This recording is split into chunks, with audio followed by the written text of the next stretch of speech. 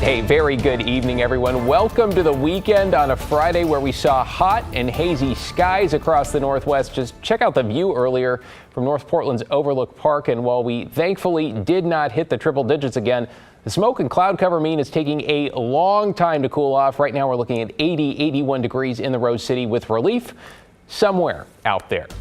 Thanks for joining us. David Molko here, along with Chief Meteorologist Matt Sfino. Matt, here's to hoping for cooler weather and cleaner air. Are we going to get either of those? We will, but we're going to have to be patient. Right now, we're looking at 81 degrees in Portland. Humidity's up a little bit, but it's still not too bad, and the winds are light. We are getting some cloud cover moving on over. Air quality isn't the worst, but it's also not the best. We're all yellow dots in the Portland area, which is the moderate category. It's better at the coast. It's better down the Columbia River at Longview. It's worse over in central and eastern Oregon, closer to the fires, of course, Bend, Prineville, and even up around Mount Hood. The air quality has gone into the unhealthy for sensitive group category. But for the most part, we're going to stay hazy for the next couple of days. So the air quality alert continues for Southwest Washington and east of Portland in the Cascade foothills. And then for this entire chunk of southeast Oregon, really about half the state pretty much under an air quality alert because of the wildfire smoke. But again, the Willamette Valley, not too bad. Now, we also still have fire weather warnings up in the Cascades, but notice we no longer have any watches, warnings, or advisories in the Willamette Valley, as we have finally seen the worst of this heat wave move on through. We've also seen thunderstorms move on through, and not just on the east side, but we had some lightning strikes around Salem, a couple of showers west of McMinnville right now, and it's possible we get a shower or thunderstorm even tomorrow. Best chance for storms will be east of the Cascades, but we could see a sprinkle overnight tonight. So it'll be a hazy, warm night. Again, air quality isn't terrible, but it's a little bit less than ideal. And then showers will end in the morning, be around 90 tomorrow, but then well below 90 on Sunday, and it gets even better next week, David. Hey, a little bit better day by day. Thank you, Matt. Developing this evening in Beaverton, the search for a nurse who didn't show up for work on Wednesday morning in a case authorities are now calling unusual. Alma McCarty is in the newsroom with the very latest. Alma? David, tonight friends and colleagues of Melissa Jubain canvassed areas around her neighborhood looking for any sign of the 32-year-old who hasn't been seen in over 48 hours. They tell me it's completely out of character and they're worried.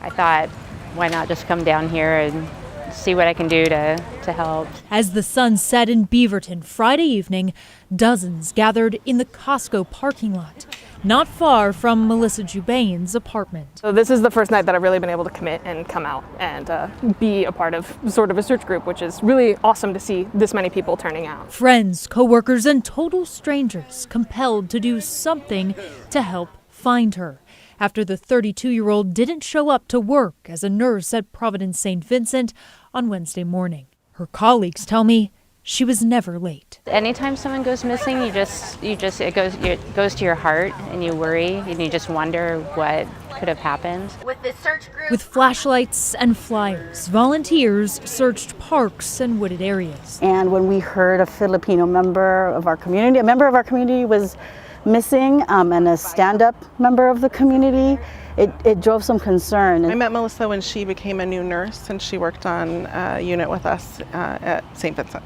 And former coworker Sarah Key also considers Melissa a friend. The last time I talked to her was before she was going to her wedding, which she just got back from, that she planned for like a year and a half. It was her dream wedding. On Thursday, Beaverton police went door to door at her apartment complex near Southwest 158th and Baseline Road.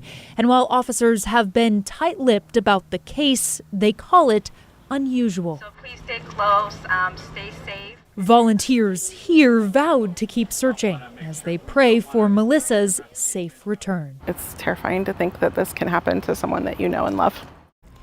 And tonight, police have created a dedicated webpage where anyone can submit photos or videos that could be connected to this case. We've got a link to that up now on KGW.com.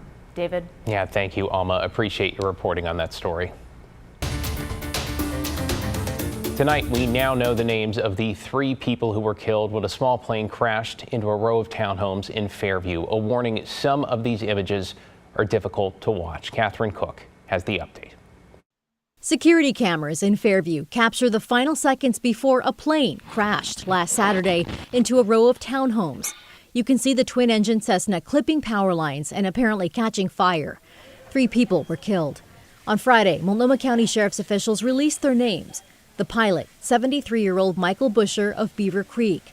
The flight instructor, 79-year-old Jacqueline Whitford of Glendale, Arizona. And inside the house, 75-year-old Barbara McDonald. Earlier this week, McDonald's neighbors, Judy and Tom Keegan, talked about the loss. Our friendship just clicked. We were like kindred spirits. We were. And she was an amazing woman. Moments into the short flight, a radio transmission from the pilot, Busher, to air traffic control suggested he was having trouble controlling the aircraft. 412 Golf is having some handling problems. This is a test flight. I can't get this thing. He tried to return to the Troutdale Airport but couldn't make it. All right, November 421 Golf Bravo, can you land runway 7? We're going to try, not sure. That was flight instructor Jackie Whitford's voice. Her family created this GoFundMe following her death. On the page, Whitford's granddaughter wrote, quote, "One thing that brings our family some solace is that she died doing what she loved. Jackie was an amazing pilot and flying was the love of her life next to her family." The Oregonian reports that Whitford was riding along on the maintenance test flight because she was familiar with the plane and wanted to help Busher, the new owner and pilot. Whitford's daughter told the Oregonian, quote, "She'd been flying that plane for years, but hadn't flown it for about 3 years. It was sitting for that time." That, of course, raises questions about what transpired over those 3 years, as well as the plane's maintenance records. We expect the NTSB to release a preliminary report in about a month. The full investigation could take over a year. David. Well, here's to hoping these three families get some answers. Thank you, Catherine. New at 11, Boeing's first astronaut mission is officially over, though without the astronauts. The empty Starliner capsule touched down in the New Mexico desert tonight. Engine thruster problems along with helium loss turned what was supposed to be an 8-day stay aboard the International Space Station into 8+ months. NASA said it was too risky for them to come home on the Starliner, so they'll be in orbit until next February when they will return on a SpaceX flight. The capsule landed on autopilot without incident. To get you caught up on tonight's other headlines now, a man accused of shooting at a Wasco County deputy as part of a multi-county crime spree nearly 3 years ago has been sentenced to a decade behind bars. In November 2021, prosecutors say Logan Cantwell, who was 23 at the time, ran from an attempted traffic stop. When a tire blew out, he fired at a deputy, hitting his vehicle several times. The deputy was not hurt. He was eventually arrested in Skamania County. Cantwell pleaded guilty to attempted murder in addition to vehicle theft and property crimes. In Aloha, westbound TV Highway has reopened after a vehicle hit a person on the sidewalk. This was around 245 at Southwest 185th. Video from the scene shows a Ford Mustang that apparently crashed into a corner of a bus shelter. We do not know if the person hit was waiting for the bus. No word on their condition. And Portland police say they've arrested multiple drug users in a targeted mission in downtown and Old Town on Wednesday. The suspects, who police say had a stolen vehicle, were not eligible for deflection because of the additional alleged crime and outstanding warrants. Authorities also say they arrested a prolific drug dealer, and when they searched his home, say they found fentanyl, counterfeit pills, meth, as well as more than $6,000 in cash. Meanwhile, a step forward tonight in Northeast Portland, where one of the county's drug deflection partners has opened a new sober living center for people in recovery. Today, 4D Recovery held a grand opening for the 40-unit complex in the Beaumont-Wilshire neighborhood. It'll serve teenagers and young adults from the ages of 14 to 35 and is specifically designed to help those who are graduating from residential treatment facilities. Residents will stay for about a year to work on abstaining from substances as they build independence and self-sufficiency.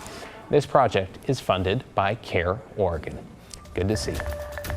You're watching KGW News, and straight ahead on this Friday night, the rare sighting National Parks officials could barely believe. Yeah, that's BEAR, the iconic spot where he or she decided to take a dip. And we are just minutes away from the return of Friday Night Football, the season kicking off with a Game of the Week showdown north of the Columbia. Stay with us.